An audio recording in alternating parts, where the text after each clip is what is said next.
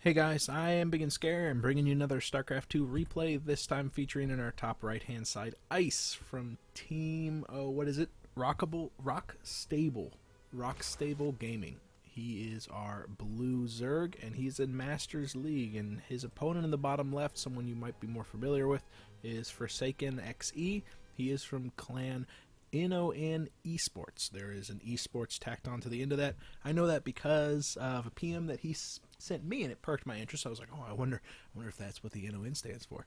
But I also had to look up Ice because there's like 15 different Ices that play on BattleNet on different servers and whatnot. And only one of them had the RS clan tag, so I assumed that that's who this guy was. And so I looked up what RS stood for, and it was Rock Stable Gaming. So it's a red versus blue Masters level Terran versus Zerg.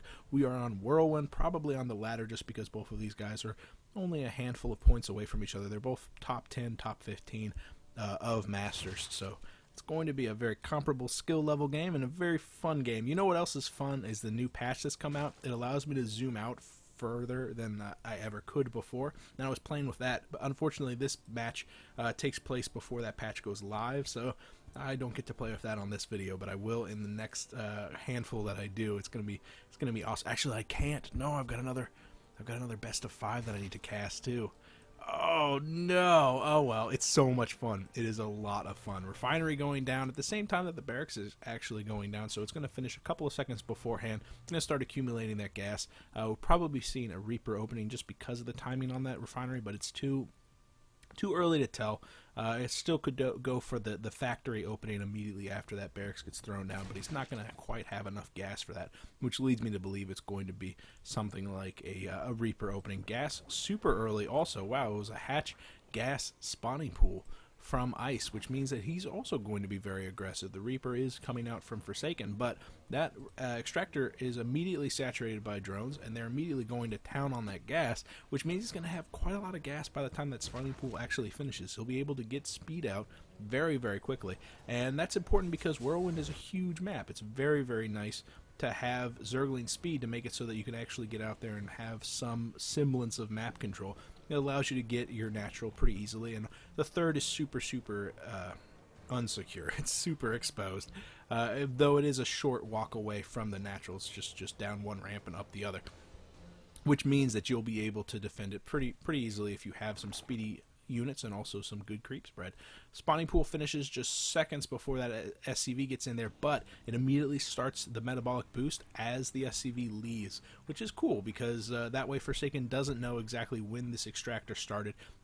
He did not see that the drones were pulled off. The 2 drones that were pulled off actually went and chased the SCV down there, and one of them had some gas in his mouth, so I'm not 100% sure if he noticed that the extractor is no longer saturated, which would mean that he's gotten the 100 gas already, which would mean that he's starting up on speed. Regardless, he knows speed isn't done because he's correctly microing this Reaper back there to take out the Zergling. Good unit control there from Forsaken to not follow through with that Reaper back towards that wounded Zergling to try for that kill, because if he did, he would have been cornered by that queen. As things are now, he is cornered by the 2 queens. Really great unit control, nice map awareness by Ice, just to know that that Reaper was going to be popping up that corner and have his queen there already in position.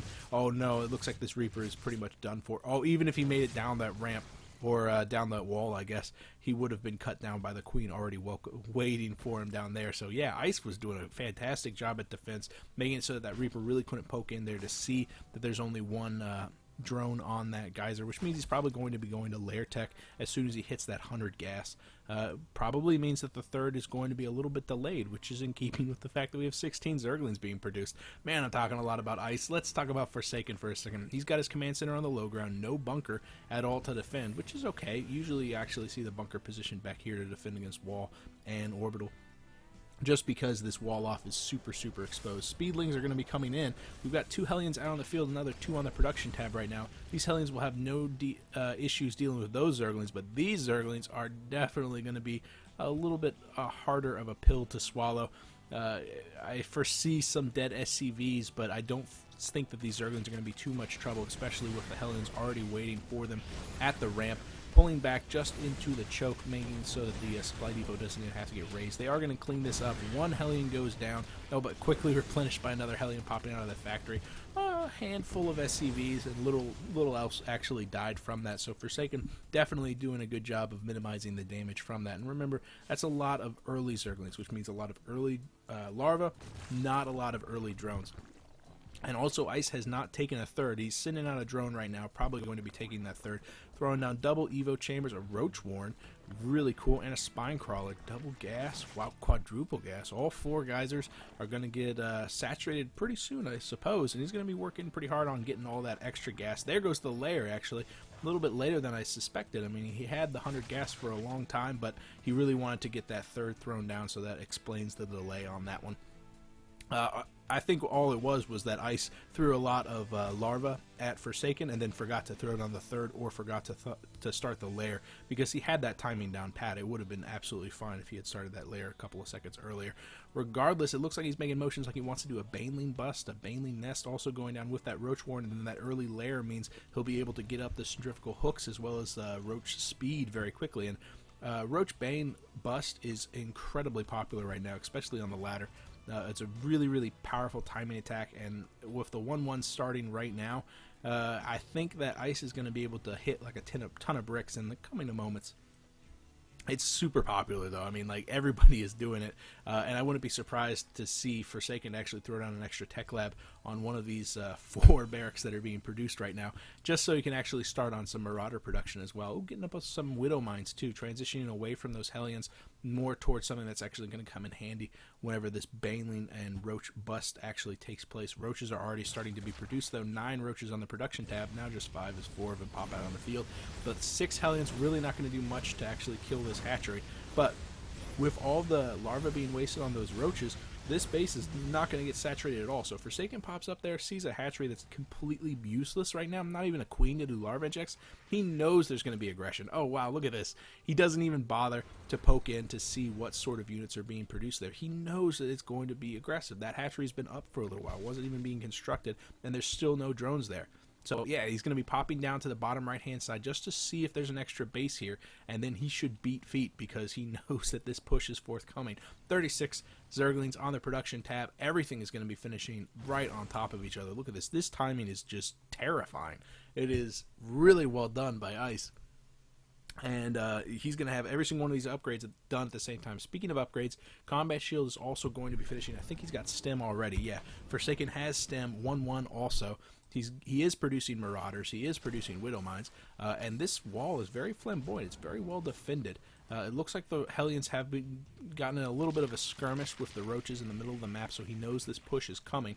Is he prepared for it, though? Yeah, he's already pulling SCVs to prepare that bunker, but no number of SCVs is going to protect him against this. I like the positioning of this Widow Mine, making it so it's within melee range, and this is why. Here comes the Roaches. They're going to be pushing up that wall, and initially these Roaches would want to draw a shot from a Widow Mine, and they do draw one, but the other one is within melee range of this and will only discharge its blow once those Banelings get within firing distance. The other 2 Widow Mines from behind shoot off their wad on top of those Banelings, but no, too many Banelings.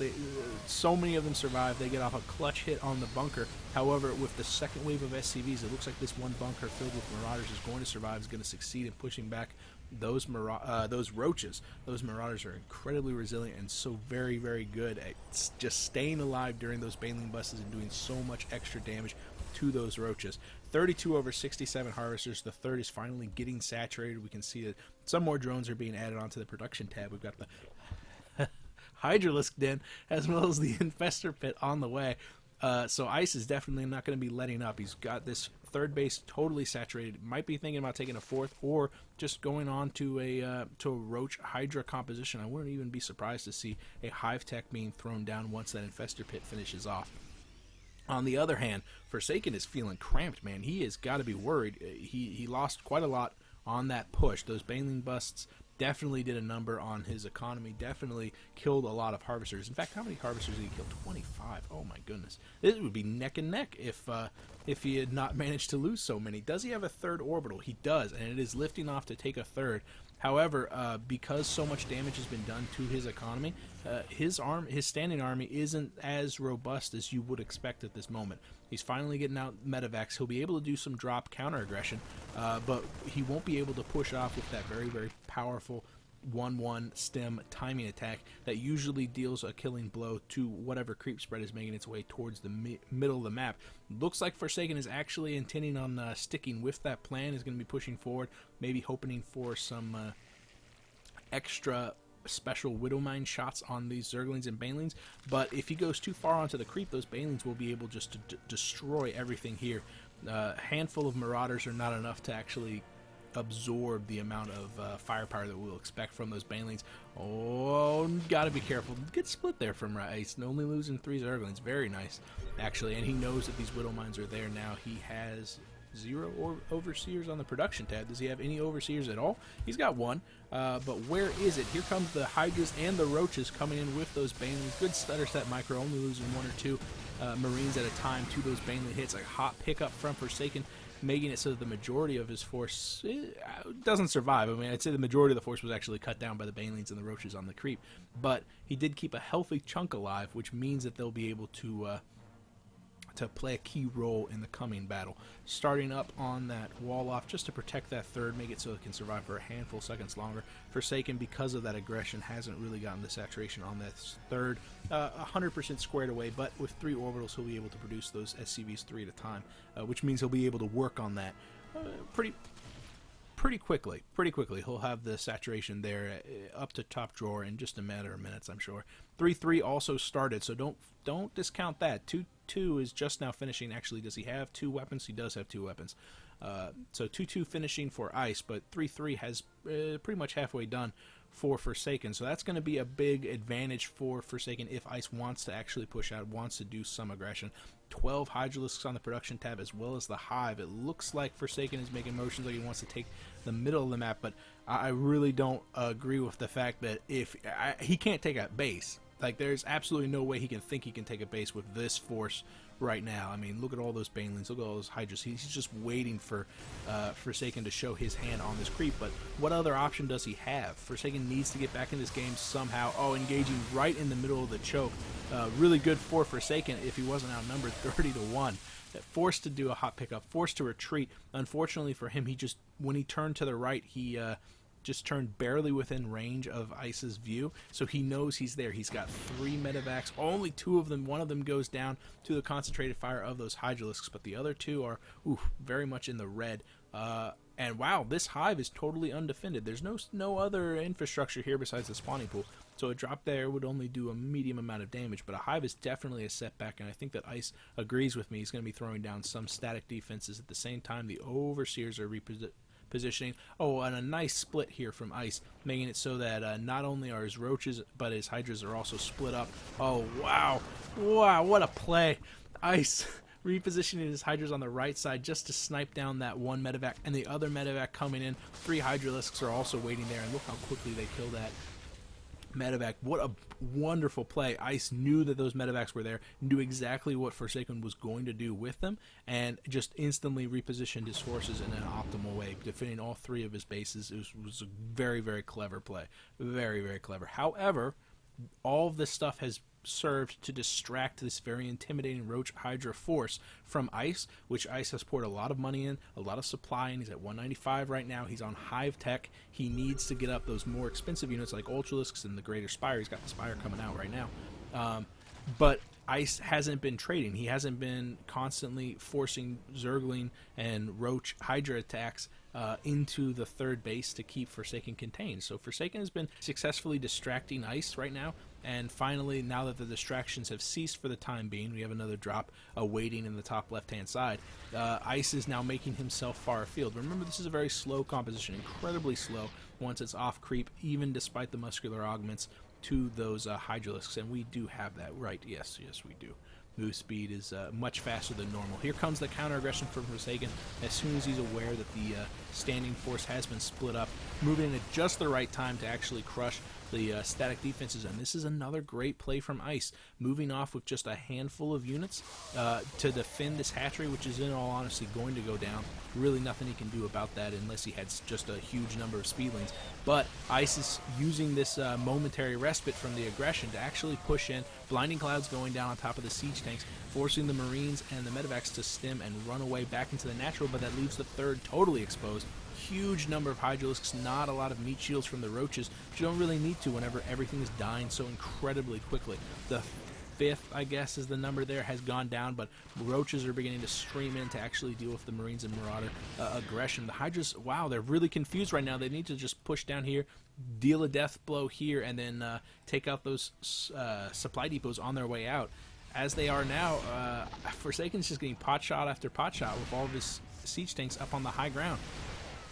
Baiting in just a little bit of aggression, a handful of those Hydras. This is only about half of the army from Ice. What is he doing? He's just, he's losing so many of those units. There was another poke of aggression down in the fourth. I guess that's what Ice was focusing on. But all things considered, all of a sudden, Forsaken, who was down 50 supply, is now totally tied up. He's actually a little bit ahead. Another round of roaches and Hydralisks are going to be sacrificing themselves because of the two-pronged attack, both on the left and the right side. But holy crap, Ice, what was going on there? You had a huge force, and you had things to kill down here. Instead, you just stood within range of these siege tanks and allowed Forsaken to kind of bait half of your forces in there. That was really well done by Forsaken. And Ice, I guess he was too distracted by the small drop that was going on down here. He did have the static defenses up. He had a couple of roaches that were actually dealing with that, and he dealt with it with minimal losses. But he lost a significant chunk of his standing forces, and he's being forced to replenish it at the cost of his bank. He doesn't have the Ultralisk Cavern up just yet, I don't believe, which would be absolutely banging with a map this large.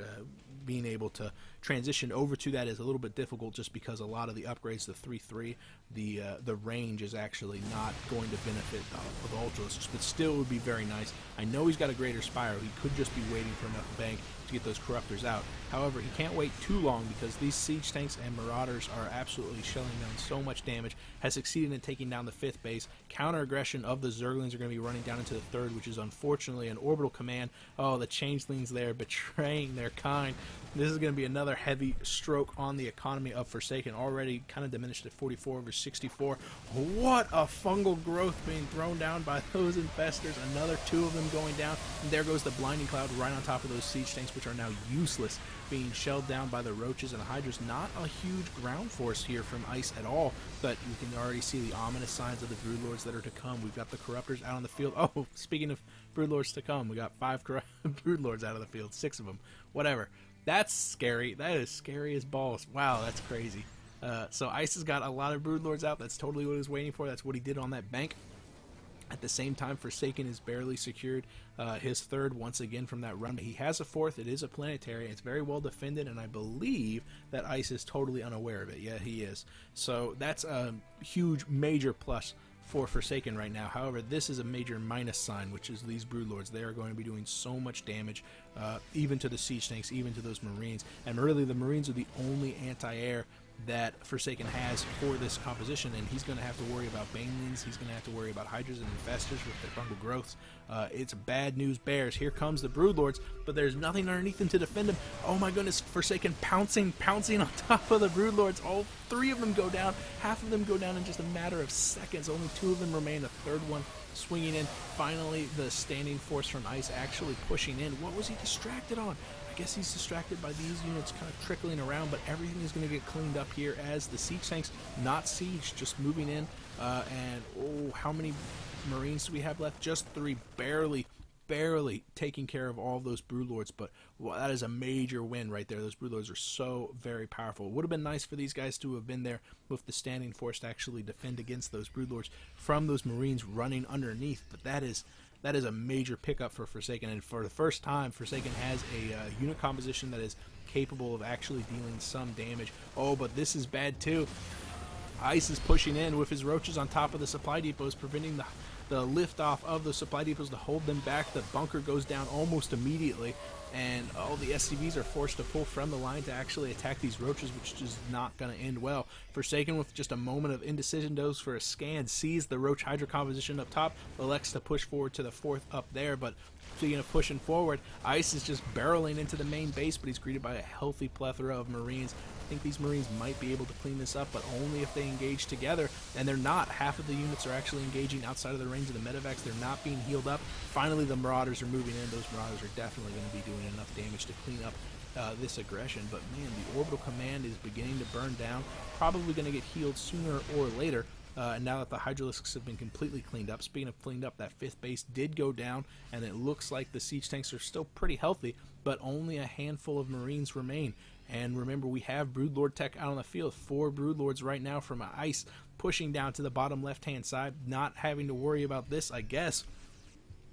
Well, can he afford to lose this 3rd base? It's pretty much the only mining base he's got except for this 4th.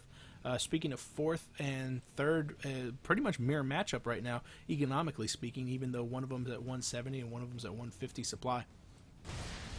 Man, this is incredibly back and forth. I can't believe Forsaken is still in this. He took such heavy losses early on, but then with that just clever drop play, making it so that he kept his medevacs alive, making it so that he was constantly distracting ICE, and ICE with this doomsday army of Roach Hydra not being able to engage. How frustrating is that? That is absolutely brutal. Another hatchery going down to the bottom right hand side, but Forsaken, he's not aware of it, but he is going to be poking around into the corners just to see exactly what is happening. At the same time, the Broodlords and the Infestors and the Roaches are going to be pushing down there quickly to defend, but he doesn't want to overextend. He doesn't want his Roaches and Hydras to engage this huge and intimidating force without the support of those Broodlords. Wow. ICE just managing to barrel through them despite the Broodlords not being within range, cutting down all of those Marauders. And now that the Broodlords are there, he's going to be able to shell down quite a lot of damage on top of these siege tanks. And there's frankly just not enough Marines to strong-arm their way into it. What with those Infestors being able to throw down Fungal Growths on top of them, yeah, Forsaken is going to have to retreat. But he got the cancel, maybe the kill. I have the hiccups now for some reason, my goodness. Oh, no. Forsaken turning around, taking the fight to ICE.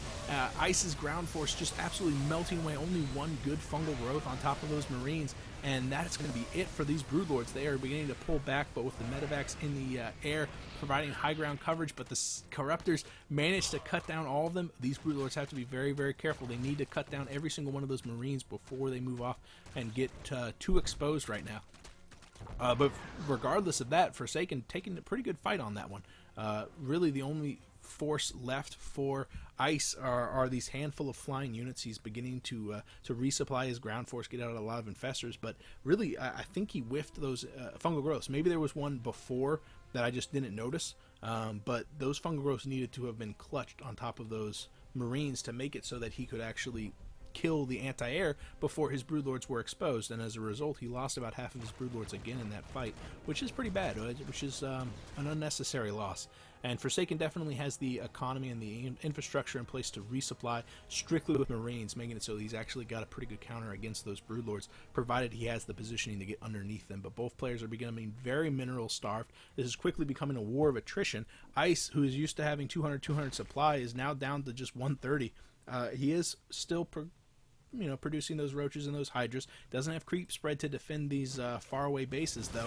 And just the Corruptors and the Broodlords is not going to be enough to hold back these Marines. Where's the stem? He needs to catch these Broodlords before they can make it out. There's the stem. There's the stutter stuff. And oh my goodness, those Broodlords die so incredibly quickly. The Infestors are arriving just seconds too late, and it looks like they're going to get picked off too. There's some great Fungal Growths on them, but there's just not enough Roaches, there's not enough Hydras to actually hold these units back.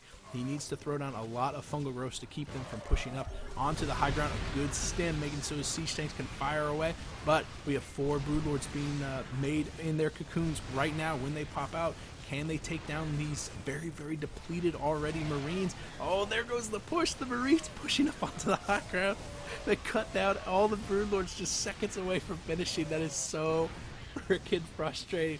At the same time, we've got a counter-aggressive push of Roaches and Hydras pushing into the main, pushing into the third, but they both are going to get cleaned up as just the constant reproduction of units. The Summon-Fested Terrans pop out. Oh man, they don't really succeed in taking out too many of those siege tanks, if any at all. I don't think that they killed any of them. This 4th base is definitely going to go down, and I think this is the last teaspoon of economy that ICE actually has. He has a 3rd with only 2 mineral patches on it. His main and his natural are totally mined out. Yeah, there goes the 4th, and ICE just has to tap out. Holy crap, that game was tight, because at the same time 3rd was totally mined out. Yeah, the 4th was still there, but man, like I honestly don't know what one battle won or lost the fight for ICE or for Forsaken.